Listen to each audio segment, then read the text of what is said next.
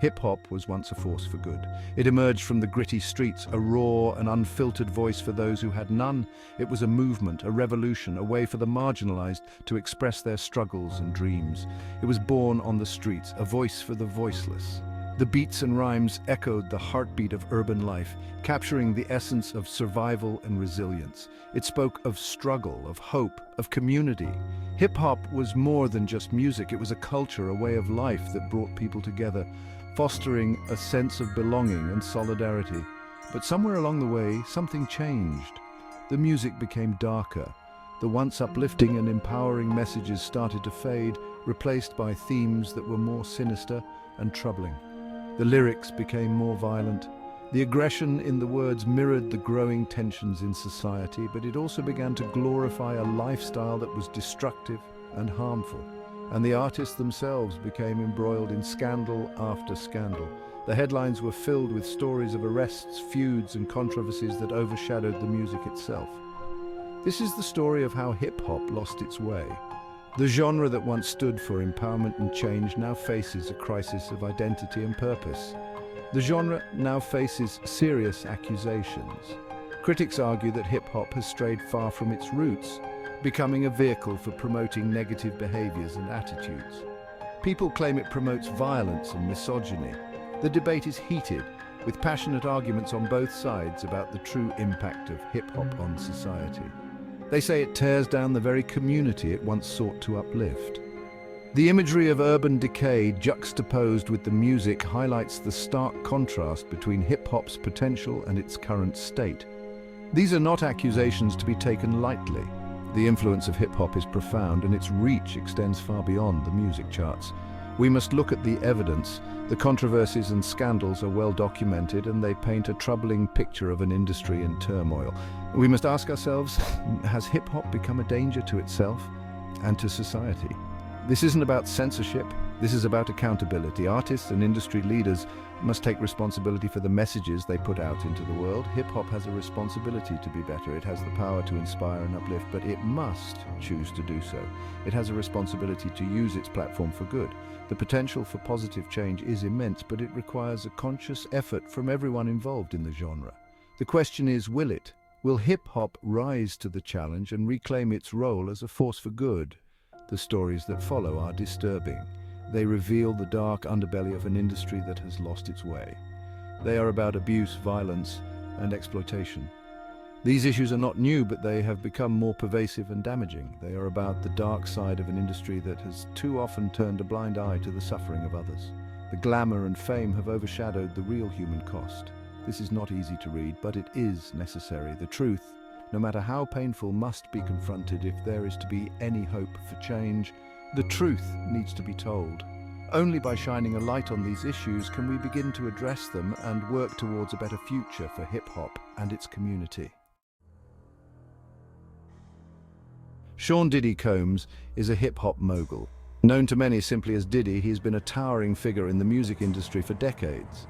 His influence extends far beyond just music. He is a cultural icon, a trendsetter, and a businessman with a Midas touch. He built an empire on music, starting with his record label, Bad Boy Records, which launched the careers of numerous artists and produced countless hits. But his ambitions didn't stop there. He ventured into fashion, creating the successful Sean John clothing line, which became a staple in urban fashion. And then he expanded into the liquor industry, promoting brands like Ciroc vodka, which became synonymous with luxury and celebration. But behind the wealth and success lies a darker side. The glitz and glamour often overshadow the troubling aspects of his rise to fame. Diddy has been accused of some truly horrific things. These allegations have cast a long shadow over his illustrious career. Multiple women have come forward with accusations of abuse. These women allege that Diddy used his power and influence to control and manipulate them, painting a disturbing picture of a man who is very different from his public persona. They paint a picture of a man who uses his power and influence to control and manipulate women. The stories are harrowing, filled with accounts of emotional and physical abuse. These are serious allegations that cannot be ignored. The sheer number of accusations and the consistency of the stories make it difficult to dismiss them as mere fabrications. Music industry insider. Then there are the whispers of human trafficking. These rumors suggest that Diddy's influence extends into even darker realms involving exploitation and coercion. These are just rumors, but where there's smoke, there's often fire.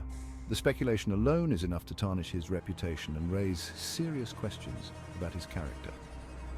Diddy's history with women is troubled, to say the least.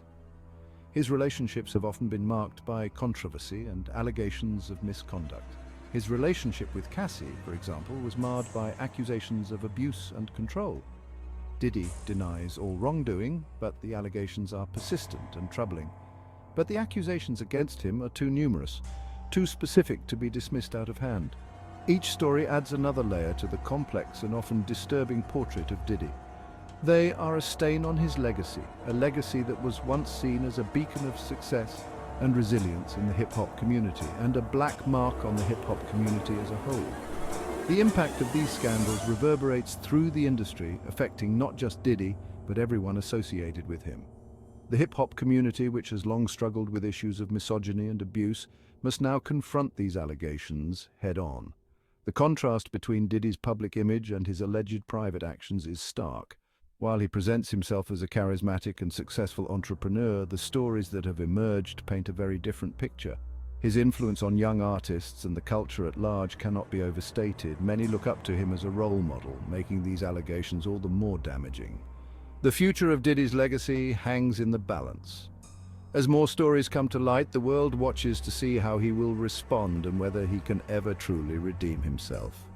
The ongoing investigation into his actions will be crucial in determining the truth. Until then, the shadow over Diddy's legacy remains, a dark reminder of the complexities and contradictions that often lie behind the facade of fame and success.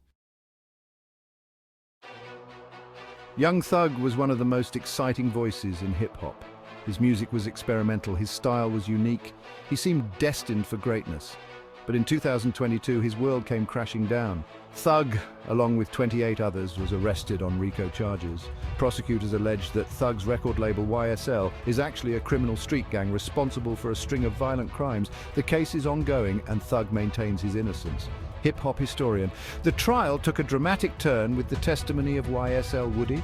Woody, a former associate of Thug, became a key witness for the prosecution. His testimony painted a damning picture of YSL, alleging widespread criminal activity. The case against Young Thug is a tragedy. It's a reminder that the line between art and reality can be blurry. It's also a cautionary tale about the seductive power of fame and fortune. The deaths of Tupac Shakur and the notorious Big are perhaps the most tragic chapters in hip-hop history. Gunned down in their prime, their deaths cast a long shadow over the genre.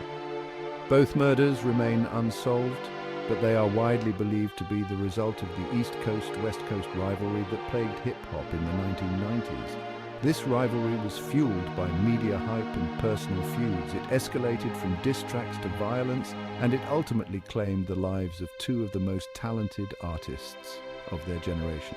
The deaths of Tupac and Biggie are a stark reminder of the dangers of glorifying violence. They are a stain on the conscience of hip-hop, and they are a loss that the genre has never truly recovered from.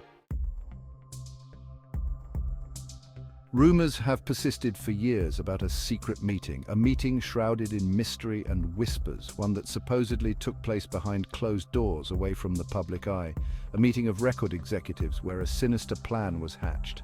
These powerful figures, it is said, gathered with a dark agenda in mind, one that would change the course of music history.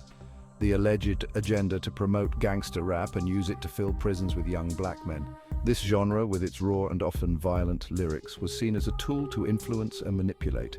Is this just a conspiracy theory? A wild tale spun by those looking for someone to blame? Or is there a kernel of truth hidden within these claims? Or is there something more to it? Could there be a deeper, more insidious plot at play, one that goes beyond mere music and entertainment? Some people believe that this meeting did happen. They argue that the evidence is all around us, if we only choose to see it. They point to the sudden influx of gangster rap in the early 1990s as evidence. This genre seemed to explode onto the scene, dominating the airwaves and shaping the culture. They argue that the music was deliberately used to create a climate of fear and violence in black communities. The lyrics, the beats, the imagery, all designed to provoke and incite. This, in turn, would lead to more arrests, more convictions, and more black men behind bars. The prison industrial complex, they claim, benefited greatly from this surge in incarcerations. The truth about this alleged meeting remains elusive. Despite numerous investigations and countless debates, no concrete evidence has ever been produced. But the very fact that so many people believe it says something about the state of hip-hop. It reflects a broader skepticism and mistrust of the music industry as a whole. It speaks to a deep-seated mistrust of the industry, a feeling that the artists and their messages are being manipulated for profit and control. And it raises serious questions about who is controlling the narrative, who decides what music gets promoted and what messages are amplified and to what end. Throughout history, music has always been a powerful tool for influence. From protest songs to anthems of change, it has the ability to shape minds and movements. Gangster rap, with its gritty portrayal of street life, has undeniably left a mark on culture, but at what cost? And who truly benefits from its popularity? As we reflect on these questions, we must also consider the power dynamics at play. The music industry is a complex web of interests, and not all of them are aligned with the well-being of the communities they claim to represent. It's crucial for us to critically examine the narratives we consume, to question the motives behind the music, and to seek out the truth, no matter how uncomfortable it may be. Whether or not this secret meeting actually took place, the implications of such a theory are profound. It challenges us to look deeper, to question more, and to never take things at face value. In the end, music remains one of the most powerful forms of expression. Its influence is vast and far-reaching, and it is up to us to ensure that it is used for good, not for harm. One of the most damaging aspects of modern hip-hop is its treatment of women. Too often, women are reduced to sexual objects. They are objectified, degraded, and disrespected. The lyrics are often explicit and degrading. Music videos feature women in compromising positions, and the overall message is clear: women are nothing more than playthings for men. This hypersexualization of women has a real impact. It contributes to a culture of misogyny and violence. It teaches young men that it's acceptable to treat women with disrespect, and it teaches young women that their worth is tied to their sexuality.